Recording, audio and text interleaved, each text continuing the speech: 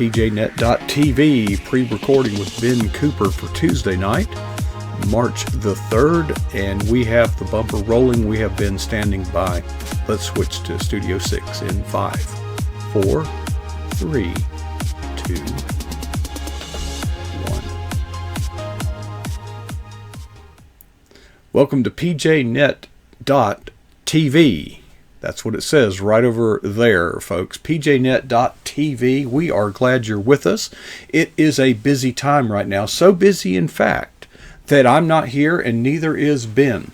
But we were here last Saturday afternoon, and Ben was gracious enough to accommodate a pre-recorded version of PJNet.TV. Ben appears with us on the first Tuesday of every month, and that's when this is playing. Ben, welcome to PJNet.TV. I see you all the time, but it's good to see you. Yeah, good to see you too. We'll see each other in a few days. That's correct. The reason that we are pre-recording this is Ben is headed to the North Carolina Christian Writers Conference, and guess where I am headed to? Same place. When do you leave, Ben? Wednesday or Thursday, don't you? Thursday morning. Yep, I leave Wednesday about 4 in the morning. Yeah, but you got to get there a few hours before me. Yeah, I'm a hard worker. But you're a hard worker. This is not your first time going to a Serious Writer Conference. No. How many have you been to? Only my second. Really? Okay. What's your overall take? Overwhelmed the first one. I'm hopefully ready and a little more well prepared for the second one. But there's a lot going to be going on. You have business cards. I do. You had some before, didn't you? No. You did not. I had bookmarks that had my information on it. I see. Well, that's pretty clever, actually. And you still have... Now, you have a new website before we get into our topic today. And it's been set up... This is apparently a service that is offered by Serious Writer. So you can find Ben at seriouswriter.com/Ben Cooper. I didn't really need to say that. It's on the screen. So I hadn't been to it, Ben. What's there? Book for sale? It's up to each individual person how they want to set it up. But Serious Writer's domain is basically hosting websites for those of us that didn't find a good place of our own. So for club members that want to have a website, I think it's Bethany that's doing all the back work, but put it together, and it allows you to put on your connections to Amazon for purchasing the book, your website, or any other websites or Facebook pages that you have, social media connections. So, and then you do a bio, tell a little bit about what's going on, and it provides a platform for a web page at zero cost. There you go. Well, and you've also got a pretty active Facebook page. Try to keep it pretty active. I just welcomed 13 more people to the author page today. So that's my writer page. Then I have a beekeeping page. Then I have just my page, which has about 1,200 people on it. Well, we got a lot of catching up to do. The PJNet.TV page on Facebook is pretty new, and we're not really sure. Well, we know what we are doing with it, but we're not sure what its potential is. But in any event, you have something on your mind today, or tonight as it's being seen, of the many things that you ponder, and there are many.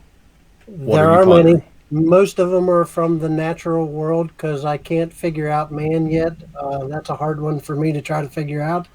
But I wanted to share from an excerpt from my book about the stork. You're probably more familiar with them than I am because their habitat is around swamps and the Everglades and places like that. But my first experience was I was told as a child that's where babies came from. The stork delivered them. Right. But in my case, that's not true because I tell people that I'm the milkman's son because my dad milked cows until he was 42 years old, and he retired from that job and didn't have to milk cows anymore. So I'm one of those few that truly am a milkman's son, but the stork didn't deliver me.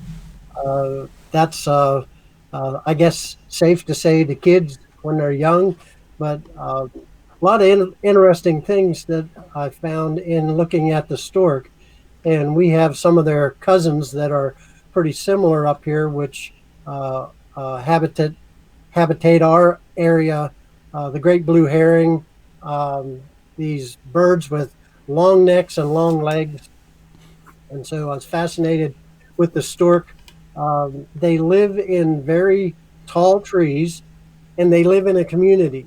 They live together, and they share responsibilities with each other when it comes to nesting and feeding. And that actually later on, I'll explain how that come to their own um, uh, ill fate in certain times whenever food source gets rare. But they live in rookeries, which are community nests in very tall trees. They talk about that in Psalms when they talk about the stork in tall trees, fir trees, living in these big nests that are far removed from human activity. So they're kind of safe there. But they're swamp dwellers, and you see these big birds with long legs. They look awkward when they're walking on the ground, but they look majestic and probably their best when they're in flight. You see an S-shaped neck, and you see these long two pairs of legs following after Trailing, yeah. the bird. And so they're pretty easy to pick out from the skyline. But, snowy egrets and storks and herons all kind of fall in that same family. The stork is Macteria americana, their genus and species name. And they're unique because not all creatures, other than the bees that I work with, live in a colony. Most other species of animals don't live in colonies. They rely on themselves or their small family unit, but not a whole group of animals living together. And it was they're not very well studied, and that has a couple different reasons why. They're hard to reach in their natural habitat, 50, 60 feet up off the ground. Not too many people are going to be willing to climb that high to see them. Uh, they have very sharp bills, and they'll use that to poke at their prey or at their predators. And normally they'll go for eyes. But one of the very unique characteristics that they have is, and they're not sure why, but they will actually throw up their stomach contents on their predator. So they eat mostly fish. So fish smell plus whatever's in their stomach Yeah. being vomited up onto their predator probably gives reasons why humans didn't study them an awful lot. Yeah. Just we learned enough. We don't need to know more. Once you know all that. Until 1957, when there was a severe drought that dried up a lot of the estuaries, wetlands, and swamps. The storks started failing in numbers, and they started studying them a little bit more. They pretty much left them alone because of that habitat, and they're not sure if it was a developed habit to throw up on their predators, or it was because they were extremely nervous, didn't know what else to do, and it was kind of a reaction that proved helpful in their case. But when the estuaries and the wetlands and the swamps dried up, of course, all the fish dried up as well. And they usually need to have about 50 pounds of young, fresh fish to feed their young per young. And storks will have 2 to 3, up to 4 eggs in a nest. So they need 50 pounds of fish for each egg that hatches out while that fledgling is developing. So they need a lot of fish. Am I hearing you correctly? 50 pounds per day per.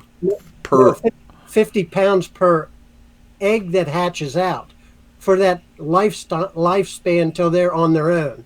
Oh, I thought you meant per day. I thought that's not possible. That's a lot of No, throwing up. not possible for per day, but for each one. So Okay. that quickly goes to each nesting cycle for maturing a young batch of storks will need to have up to 200 pounds of fish.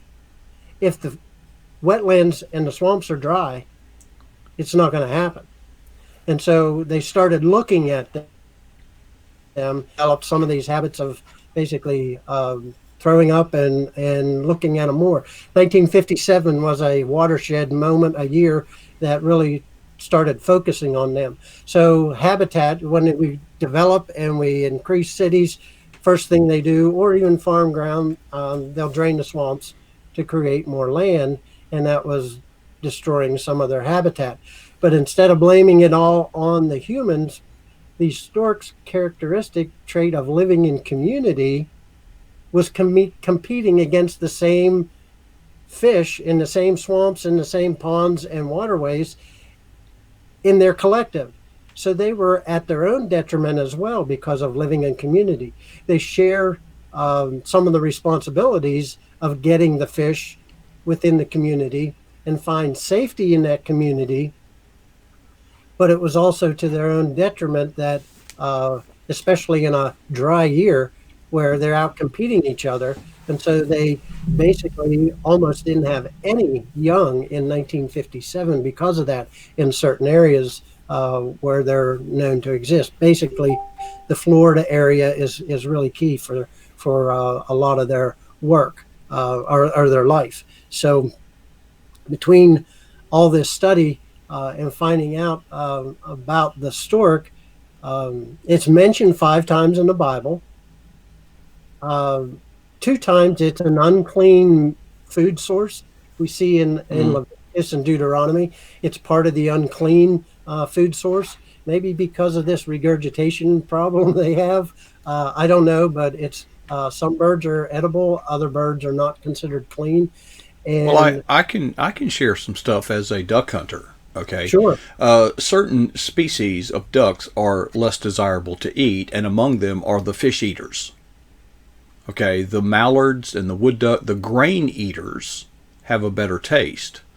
But the fish eaters, you know, especially we would get a storm on the Gulf, and that would drive a lot of the fish eating waterfowl inland, and you'd wind up shooting these ducks that have these long bills like you're talking about. Just they usually spear their prey. right. So that may be part of the reason for the tradition in the Old Testament, the kosher type traditions, is they're fish eaters. Right. So I don't know if we eat any other fish-eating birds, but pelicans and a lot of the other birds that are like that, sandpipers and other things, they're considered unclean. And you can look in Leviticus and Deuteronomy and see that.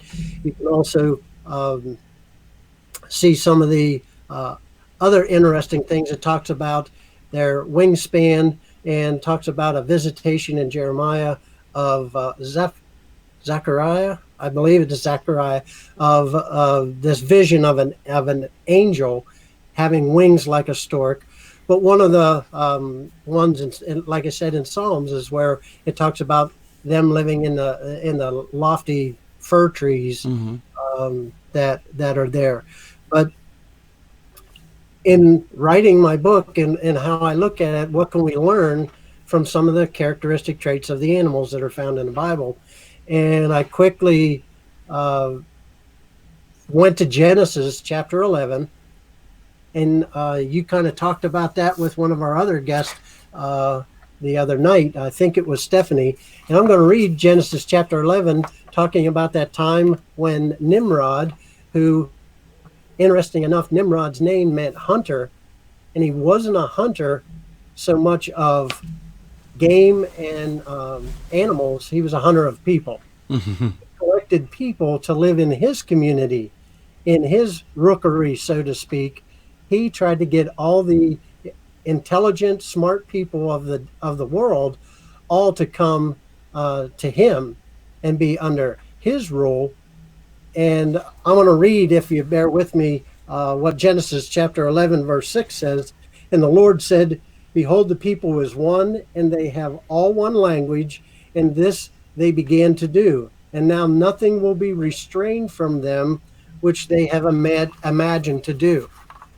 That means that they could do anything that they thought they could do because having this common language, everybody spoke the same thing. And you know the rest of the story. They tried to build a tower to God, Mm-hmm. which was in direct violation of what his uh, proclamation was: be fruitful and fill the earth. But he was gather them all together in one place. Mm-hmm. So he confused their language and separated them. And I find that today very interesting because with a click of a mouse, I can find somebody from another country and another language on Facebook, and I can hit translate, and it will give me what they're saying. Coach, it's kind of like Star Trek in that universal communicator Mm-hmm. Mm-hmm. that they used. That technology is available to us right now today. And so are we as a people getting too smart for our britches? And it kind of makes me think it's alert that if God said, hey, be fruitful and multiply, and maybe we are multiplied to fill the earth now, but there's still some open places, and I'm thankful for that. I kind of like going to the quiet, open places that's not filled with people. But I think it's a point that, not too far off in the future, Christ's going to come back, um, because we're now getting back to that point where we think we can do almost anything because this communication barrier is almost gone. Your thoughts? Well, the barrier isn't gone. We've just built a bridge over it. Okay, the languages are still distinct. There's not one world language, but we do have Right. so there is a distinction there, and I think you are correct. God said, "Be fruitful and multiply." I say my one liner when people bring up the immigration issue, and they point back to where there was a day when we welcomed everybody. There was nothing and my answer is, well, we're kind of full. you know you Yeah. it, so you can only carry, there is a capacity, there is a finite number of resources. So the argument that you're making that could we be approaching the end times based solely on the world population is observant. You are old enough to remember possibly a big book that was out in the late 70s, early 80s, perhaps, The Population Bomb. Oh, it was huge. It was huge. And we actually, in sociology, that was the textbook. And it proved mathematically that we've got a problem. This is another one of those junk science things that the mathematics says if we continue at this rate, the world will become so overpopulated there'll be no place to live. We'll strip the resources and all that. But as it turned out, I guess they were wrong because we're still here and there are still some open places. Yep. And God hasn't. God's time hasn't happened yet. I've read some information where the world's population could live in a city the size of Texas, high-rise city, and that would leave everything else out there. But yet, just like the Storks, the carrying capacity for that area is going to be on overload, and it's going to destroy everything around it. The Storks had to be careful because in rough times, in droughty times, they're competing against their own species and doing what had to do with animals and people and fill the earth. They're collecting and staying all together. We rural areas where younger generations want to move to the cities because work is and social life is, but I just see a lot of comparatives between what happens in the natural world and from the biblical world. How many different animals, and we're about a 1 minute mark here. How many different animals did you feature in your book? And the book, I believe, is All Nature Sings.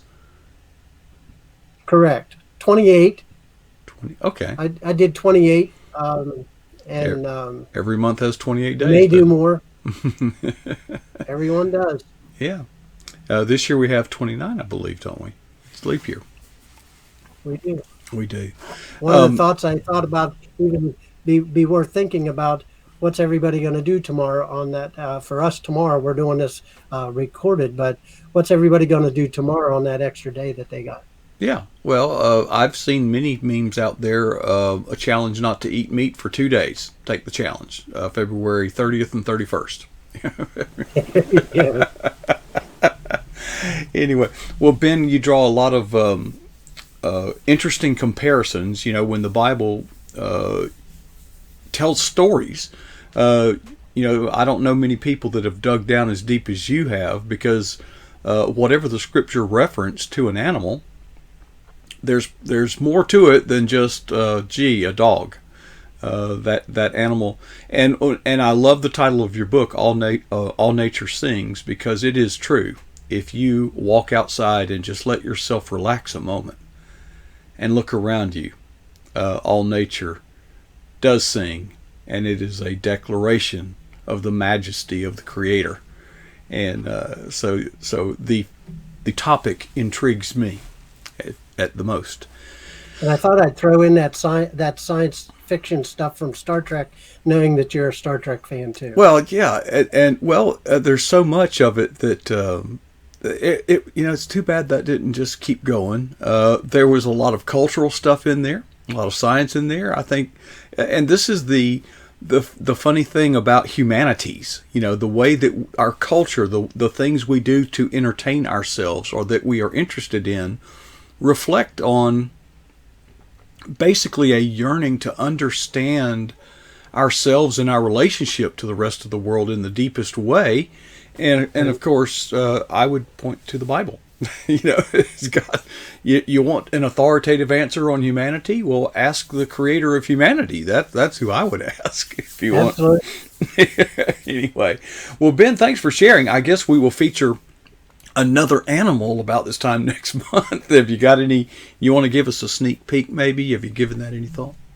I haven't determined yet. I got a great story about working with an elephant once.